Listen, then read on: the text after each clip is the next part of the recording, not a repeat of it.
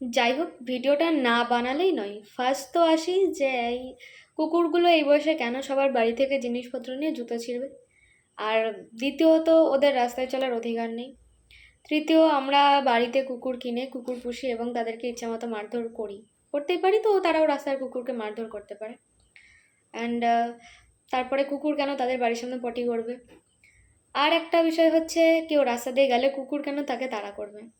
এই প্রত্যেকটা প্রশ্নের সঠিক সঠিক উত্তর এবং সঠিক সঠিক জবাব এবং কারণ আছে। ফার্স্ট বলি, রাস্তাতে গাড়ি গেলে কুকুর মানে অনেক সময় তাড়া করে রাতের বেলা, কারণ কি, কেন কি? আমরা নিজেরাও, আমি যখন আজ থেকে প্রায় 2-3 বছর আগে যখন মোটামুটি রাত 10টা 10:30টায় বাবার সাথে পড়তে থেকে বাড়ি ফিরতাম, বেশিরভাগ ক্ষেত্রে পাড়ার রাস্তাগুলো তখন মোটামুটি শুনশান হয়ে যায়, লোকজন কম থাকে। বহুবার বহুবার আমাদের গাড়ির পেছনেও তাড়া করেছে। তার এক্স্যাক্ট কারণটা মেনলি যেটা বলে, ওদের রিকল মেমোরি, বা ওরা কোনো কারণে যদি ট্রমাটাইজ হয়ে থাকে। সাপোজ ধরো আমাদের গাড়ির যেটা রয়েছে, যদি আমাদের বর্তমানে যে রয়েছে ডমিনার বাইক, তো এই টাইপের বাইক বা কোনো সামথিং স্কুটি, একই মডেল তো 100 পিস বেরোয়, হাজার হাজার পিস বেরোচ্ছে। তো কোনো সেম সাউন্ডের সেম গাড়ি যদি কখনো কোনো ডগকে বা তাদের কমিউনিটির কোনো ডগকে অ্যাটাক করে, বা সেখান থেকে অ্যাক্সিডেন্ট হলো, ডেথ কেস হয়ে গেল, তো ফলে কি হয়, তাদের আরও যে সারাউন্ডিং যে ডগরা থাকে, তারা কিন্তু সেই গাড়িটাকে আইডেন্টি করে রাখে যে এই গাড়ির সাউন্ডটা এরকম, অ্যান্ড এই গাড়িটা থেকে কিছু একটা ওদের ক্ষতি হয়েছে। তো স্বাভাবিক, তাদের কমিউনিটিতে ক্ষতি হয়েছে, তারা তো চাইবেই রিভেঞ্জ নিতে, খুব সাধারণ। ফলে কি হয়, হয়তো সেই গাড়িটা না হলেও টাইপ অফ রিলেটেড সেই গাড়ি যদি সেইখান দিয়ে ক্রস করে, ওদের মাথার মধ্যে সেরকম ধরনের মেমোরি রিকল হয় যে হয়তো সেই গাড়িটিই আবার আসছে, এসে ওদেরকে মারবে। Simple case. ওরা রাস্তা দিয়ে নর্মালি দৌড়াতে দৌড়াতে যায়, গাড়ি স্পিডে ছোটে, ওরাও স্পিডে ছোটে। এটা ছাড়া আর কিন্তু কোনো কারণ নেই। অনেক ক্ষেত্রে এটাও দেখা যায় যে ইনস্ট্যান্ট যদি আমরা দাঁড়িয়ে যাই যে কি হচ্ছে, ওরা কিন্তু ছেড়ে দেয়, মোটামুটি জিনিসটা ফিল করার পর ছেড়ে দেয়, গেল।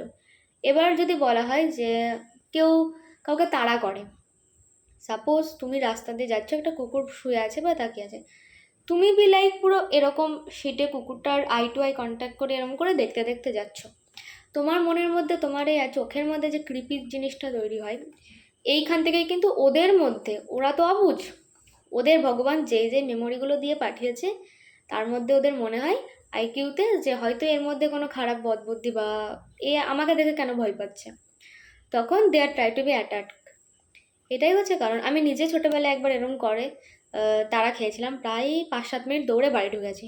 আর যতক্ষণ কুকুরটা পেরেছে আমাকে তাড়া করেছিল, তারপর থেকে জানতে পারি যে ওদের দিকে ওরকম তাকাতে নেই, বি ক্যাজুয়াল, নর্মাল। তুমি তাকে দেখে ওরকম একটা অন্যরকম অ্যাটিটিউড করছো, মানে সেই বলে না চোরের মন পুলিশ পুলিশ, বা তুমি চুরি যখন করেছো, তুমি 10 জনের মধ্যে থাকলেও তোমার মনের মধ্যে তোমার কু আত্মা কিন্তু তোমাকে বলবে যে তুই চুরি করেছিস, তুই চুরি করেছিস। তোর মধ্যে সেই ট্রেনের টিকিট না কাটার ব্যাপারটা, টিকিট না কেটে ট্রেনে উঠবো, আর এদিকে ওভার কনফিডেন্সে বলবো আমার কাছে টিকিট আছে, এবার তোমার চোখ মুখ দেখেই টিসি বুঝে যায় যে তোমার কাছে টিকিট নেই। সেম ব্যাপার এখানে। দ্বিতীয়ত আসি চটি কাটার বুদ্ধি।